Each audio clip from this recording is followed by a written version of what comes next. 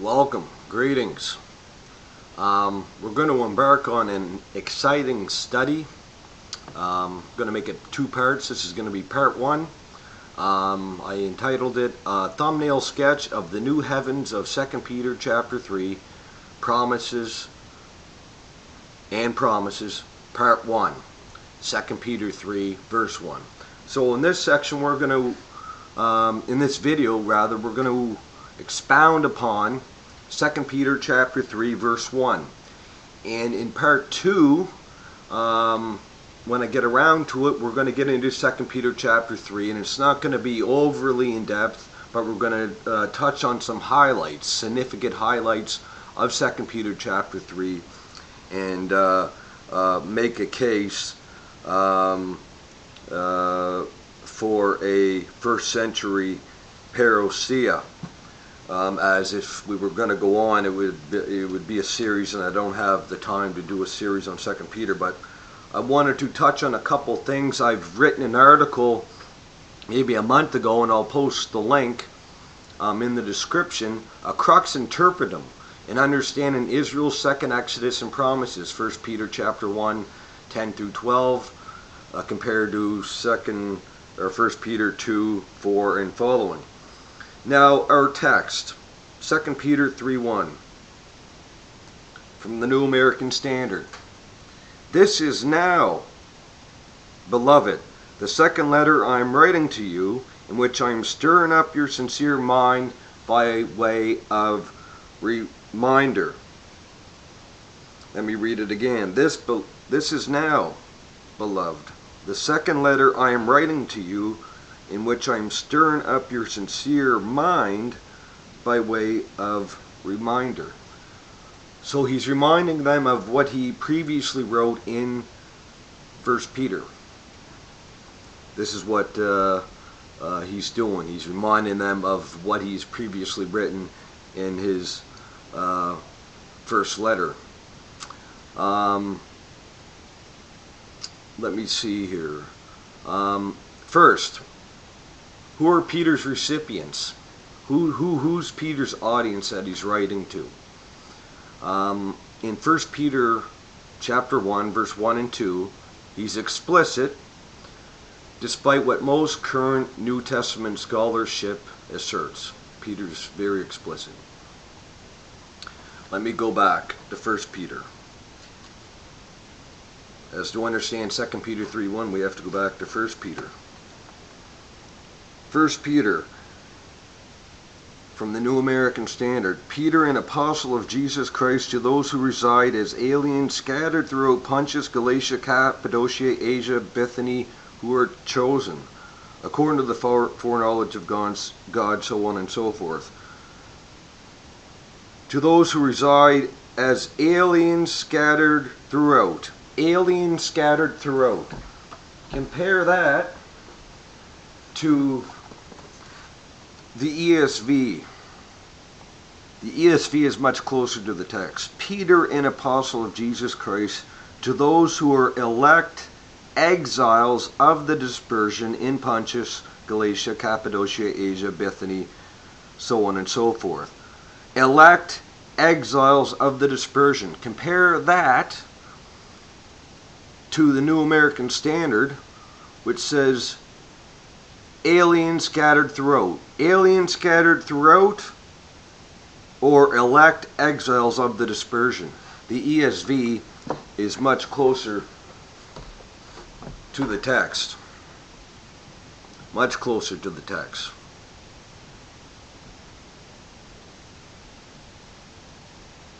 Now, we're going to get into Peter's ministry just a little bit here to help us understand his recipients. We're going to go to Galatians chapter 2, verse 1.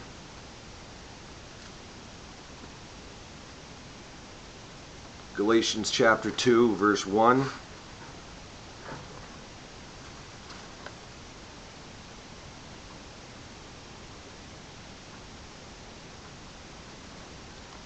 Then after an interval of 14 years, I went up again to Jerusalem with Barnabas, taking Titus along also. So Paul says after 14 years, he went up again to Jerusalem. And we know Paul went up there 3 times. He made 3 trips, going down to verse 7 through 9. But on the contrary, seeing that I have been entrusted with the gospel to the uncircumcised, just as Peter has been to the circumcised, for he who effectually worked for Peter in his apostleship to the circumcised, effectually worked for me also to the Gentiles. And recognizing the grace that has been given to me, James, Cephas, and John, who were reputed to be pillars, Jerusalem, Peter and Jerusalem, pillars, gave to me Barnabas the right hand of fellowship, so that we might go to the Gentiles, that they to the circumcision. Now there is debate, as I said, about which trip out of the 3 to Jerusalem Paul is talking about in Galatians chapter 2, verse 1. Which trip out of the 3 to Jerusalem? Is he talking about Acts chapter 11 or Acts chapter 15 or another time, 14 years later? I lean towards the Council of Jerusalem around AD 49. In reading the account, it becomes clear Paul is to maintain his ministry to the Gentiles.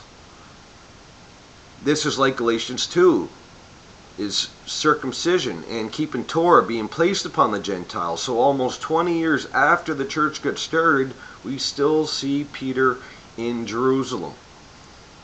Bangle, in Bangle's commentary on the Greek text of the Greek New Testament, asserts Peter and James' audience were the same. Quote, of the dispersion of Pontus, he addresses, Peter, the dispersed Jews. James 1:1, does the same.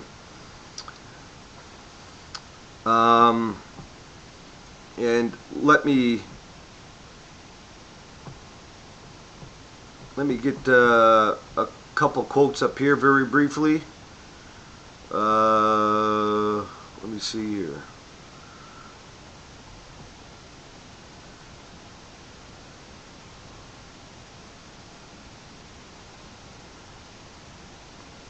Let me see here, guys.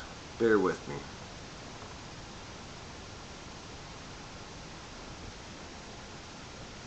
Okay. Here we go.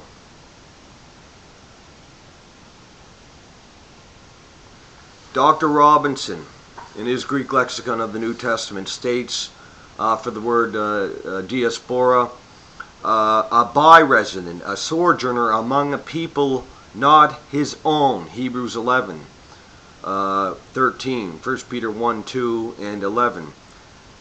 Bangle, as I stated, asserts Peter and James' audience were of the same, of the dispersed of Pontus. He addresses the dispersed Jews, James 1, verse 1. Vincent, Marvin Vincent, in volume 1 of his word studies, states the following concerning diaspora. Scatter, literally, of the dispersion, to scatter, to spread abroad, meaning originally to sow. That's Hosea chapter 2.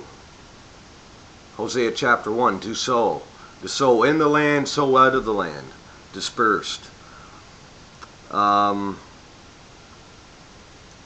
sow. The term was a familiar one of the whole body of Jews outside the Holy Land, scattered among the heathen.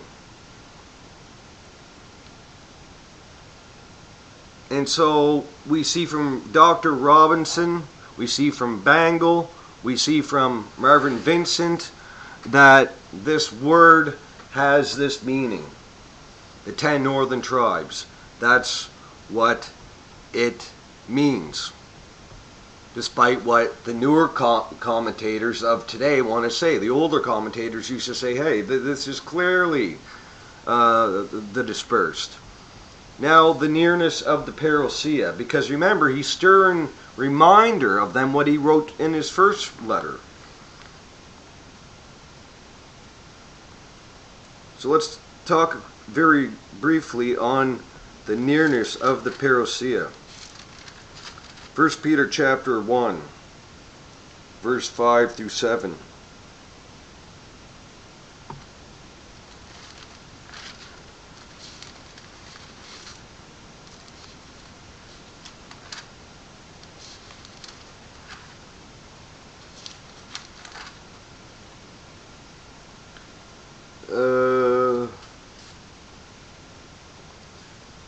Who are protected by the power of God through faith for salvation ready to be revealed in the last time. In this you greatly rejoice, even though now for a little while it is necessary you have been distressed by various trials, so that the proof of your faith, being more precious than gold which is perishable, even though tested by fire, may be found result in praise and glory and honor at the revelation of Jesus Christ.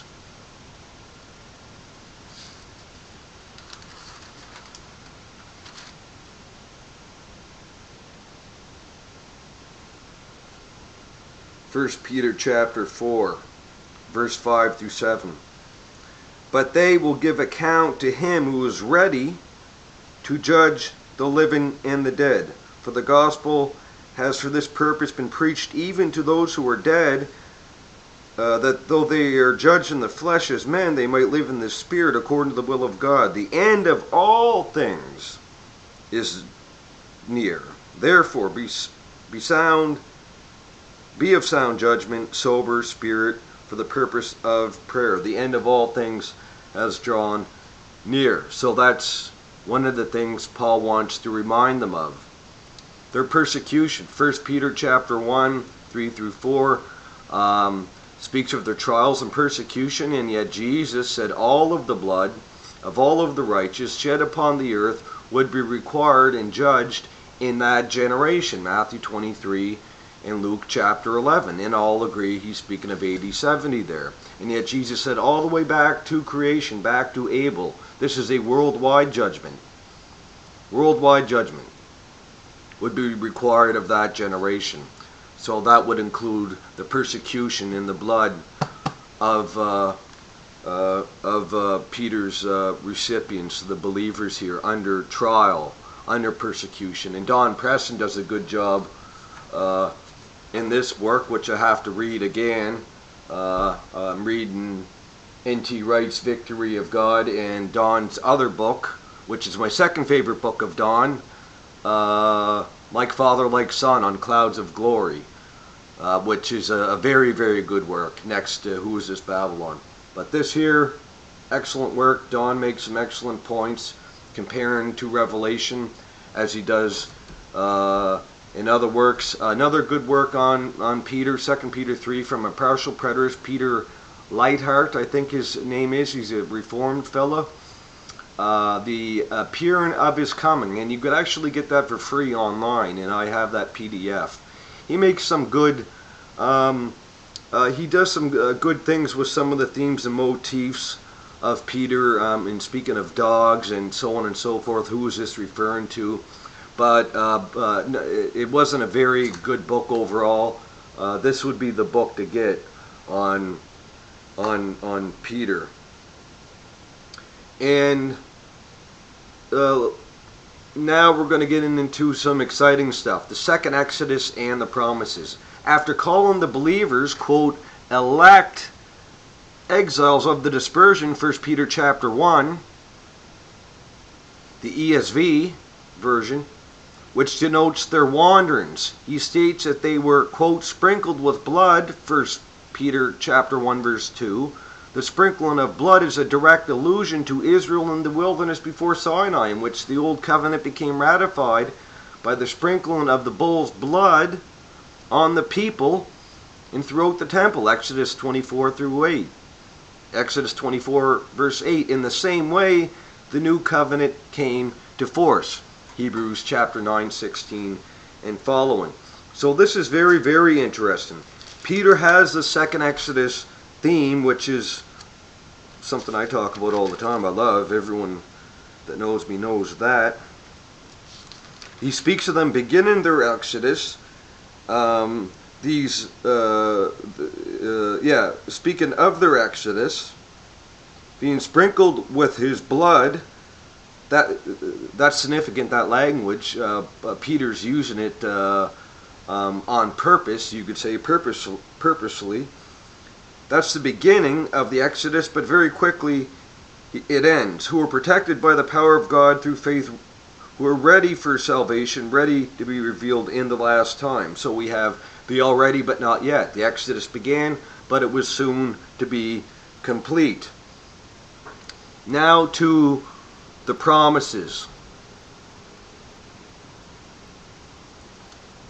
Peter states that, quote, salvation ready to be revealed in the last time. 1 Peter chapter 1, verse 5.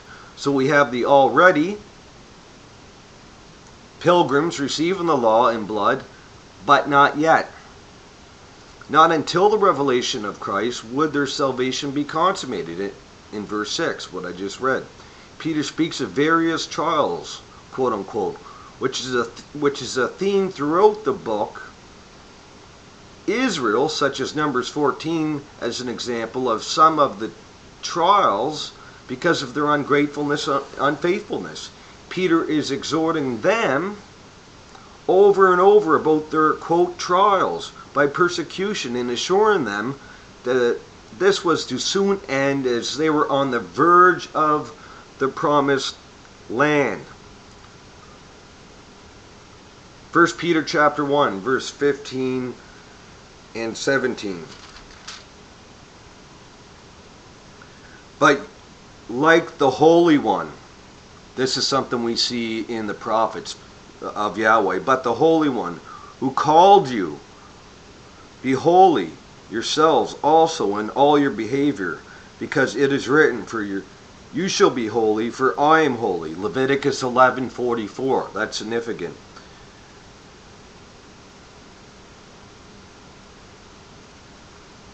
This is something that was applied to Israel. Now it's applied to the church.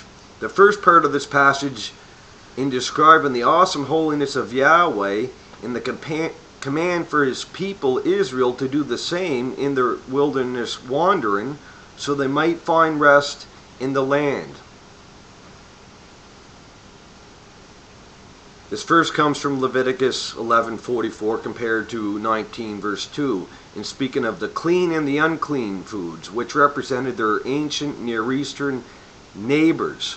For this reason they are to be holy, with total detachment from their heathen nations. The dietary laws, like so many, were teaching tools. Now here's something grand. Peter quotes from Psalm 89:20, Isaiah chapter 40 verse 6, Isaiah 43 verse 20, Isaiah 61 verse 6, Hosea chapter 1:10, and Hosea chapter 2 verse 23. 6 powerful passages, all speaking of the second Exodus, the completion of the second Exodus. Psalm 89, speaking of the faithfulness of Yahweh, speaking of the Davidic covenant, which would be renewed. Isaiah chapter 40, the second Exodus, speaks of John. Matthew chapter 3 verse 3, speaking of John, the second Exodus, which is the same as Isaiah chapter 35, parallel passages, the second Exodus, and what we see throughout Isaiah, Isaiah 11, Isaiah 40 through 55, so on and so forth. Isaiah chapter 61, we see much of the same, as well as the marriage. Hosea chapter 1 and 2, of course, 1:10 and 2:23, is being sown back into the land, now being God's people again. And finally, Christ, the prophetic shepherd, the good shepherd of John 10, or the prophetic shepherd. This is 1 Peter 5 verse 4, and when the chief shepherd appears, you'll receive an unfading crown of glory. We see in Isaiah 40 verse 11, Jeremiah chapter 31 verse 10, Ezekiel 34 verse 12, 23, and chapter 37 verse 24, Amos chapter 3 verse 12 that the shepherd has an important eschatological work in gathering the exiled sheep remnant of Israel. For Peter to mention this is highly suggestive of Peter's overall eschatology, which puts the icing on the cake from what we have seen so far. In the New Testament, Christ is designated as the eschatological shepherd. Matthew chapter 25 verse 32, 26:31, John 10, Hebrews 13:20, and 1 Peter 1:25, and here 5 verse 4. In Peter's first letter, one cannot help but see Peter believed. He was living on the verge of the great day of the Lord with the church as a whole, completing the second Exodus, with the promised land just on the horizon. We also have Peter speaking of the church as the Messianic temple and fulfilling the restoration of Hosea by pulling out some serious promise passages. And that should be noted as well. 1 Peter chapter 2 verse 4 through 9, they are being built up, offering spiritual sacrifices. They're being built up of this temple. Psalm 118, Jesus the chief cornerstone. This is the Messianic temple. This is the Davidic temple. And it's in 1 Peter chapter 2, 4 through 9. We look at all these promises we find in Peter. Look at all these promises we find in Peter. It's just an amazing book, 1 Peter. That we see all these promises. In our second video, we're going to deal with 2 Peter chapter 3 more head on, but I wanted to give the groundwork. And in the second video, we're just going to touch on some highlight points because I don't have the time because of other studies and debate prep, which is my main focus, to do too much of that. But I had a few thoughts, and I thought I would jot a few of them down. And I'm going to put the link to that article. I would encourage you to check that article out. I think it's pretty suggestive. It's called the Crux Interpretum in Understanding Israel's Second Exodus and Promises. 1 Peter 1:10 through 12 and 2:4 and following. I show the importance of 1 Peter chapter 1, 10 and 12 for all New Testament eschatology. I would like to thank everyone for watching and bearing with me here. And hopefully in the next day or two we'll get part 2 up, and we'll just highlight some points when it comes to the new heavens, the new earth, the day of the Lord of 2 Peter chapter 3. Okay, Godspeed. Keep studying. Keep studying.